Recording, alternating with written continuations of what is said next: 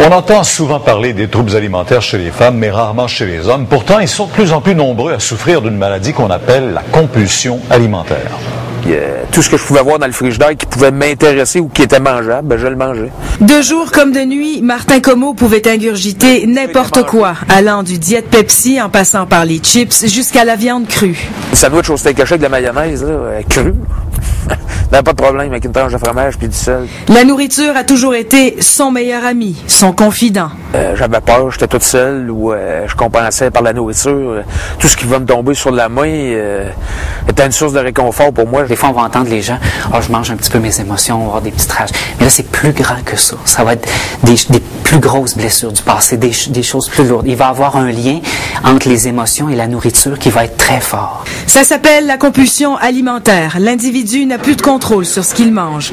Le phénomène a pris de l'ampleur chez les hommes. Un homme pour 4 femmes en souffre. On a souvent tendance à penser que les pressions sociales sont exclusivement au niveau des femmes, et c'est pas le cas. Les hommes également ressentent présentement davantage de pression au niveau de leur apparence physique. Tu veux pas prendre du poids, tu veux plaire, tout le monde veut t'aimer. Robert Daigneault est aussi un mangeur compulsif. Une fois ses rages terminées, le sentiment de honte s'installe. T'as pas le goût de sortir. T'as de moins en moins le goût de voir les gens parce que là, tu te sens un peu moins à l'aise dans ta peau. Après les épisodes de compulsion, apparaissent les épisodes de restriction.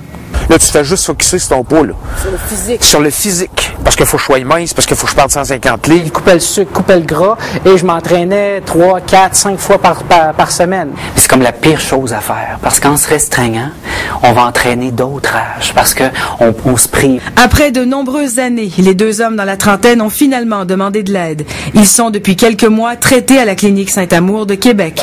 Leur rapport à la nourriture a complètement changé. Je suis capable de gérer mes émotions aujourd'hui. Est-ce que tu n'étais pas capable du tout de faire avant? Mais je me posais jamais la question. J'ai l'impression d'avancer pour la première fois dans ma vie.